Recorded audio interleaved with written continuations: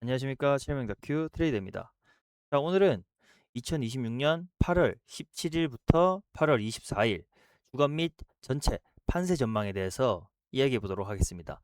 자, 앞서 복기를 해보면 지난 약 6주간과 마찬가지로 계속 같은 말을 반복하게 되는 한 주가 다시 시작되었으나 한 가지 달라진 점은 이제부터 언제든지 위아래 어디로든 변동성이 크게 출현될 가능성이 있다입니다.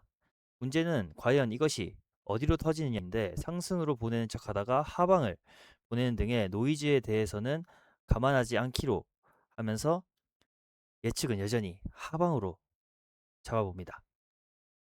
자, 다음은 BTC 12시간봉 스샷에 그어놓은 노란 선을 자세히 보면 지지선 부분에만 가는 선과 두꺼운 선으로 두 개의 선을 그어놓았습니다.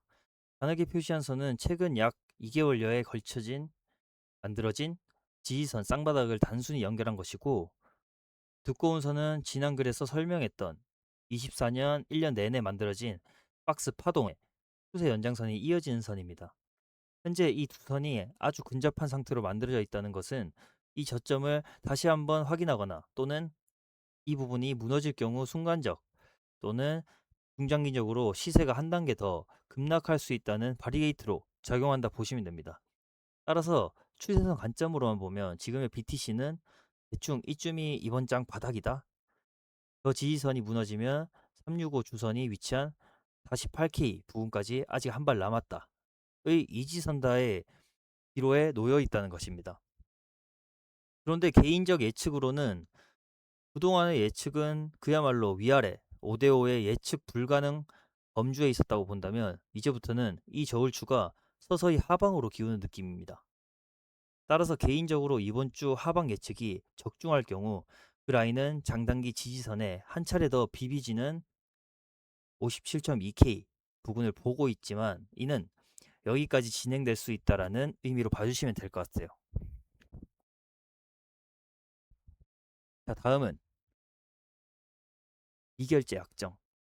글로벌 중앙화 거래소 통합 선물 미결제 약정 추이입니다. 20년도부터 현재까지.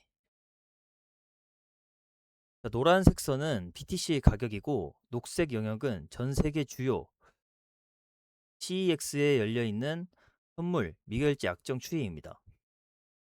역대 그래프로 볼 때 우리가 한눈에 알 수 있는 단순한 사실은 녹색 그래프가 노란 선 가격을 초과한 시점에서 가격의 추가 상승이 일어난 적이 없다는 사실입니다. 과거 데이터를 짚어보면 이처럼 비트코인 가격 상승 탄력에 비해 비결제 약정이 비정상적으로 증폭했던 구간마다 예외 없이 강한 가격 조정과 레버리지 청산이 뒤따랐습니다. 이는 현재 시장의 레버리지 총량이 시세가 감당할 수 있는 임계치를 넘어섰음을 뜻하며 이 과열된 부채가 어떤 방식으로든 정리되어야만 건강한 추세 상승이 가능해짐을 암시하고 있습니다.